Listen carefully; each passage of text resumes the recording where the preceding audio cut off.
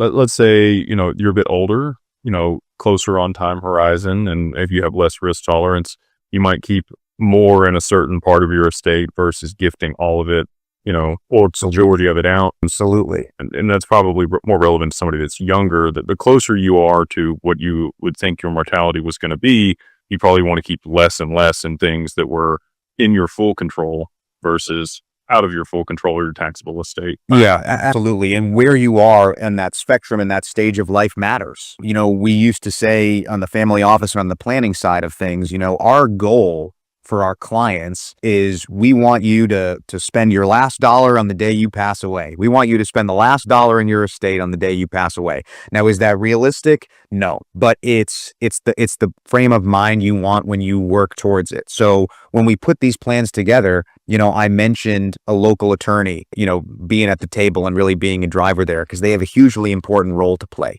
Jake, somebody like you and your group, the person advising over the finances or the assets, they also have a huge role to play. So the plans that are best put together that I've seen over the course of my career were the CPA, the attorney, the advisor, and the planner were all sitting at the table and all rowing in the same direction. It's that family office team that you speak about, and there's no too much speaking about that because it is so important of the quality of your team. Well, and sometimes those people have different agendas, right? And you need a quarterback, and so oftentimes it ends up being a matriarch or patriarch that made the wealth, that understands all these things. But if you can find an advisor that is your go-to person, that can be the go-between between all these professionals, that's on your side of the table to make sure that your interests are upheld, that's what we try to do for our clients. We sit in that position. Absolutely. And what I especially like about what you guys do and your approach and the way you go about it is, at least in my experience with you, the professionals that you bring to the table and the service providers that you use know the space, have a basic knowledge of digital assets. They know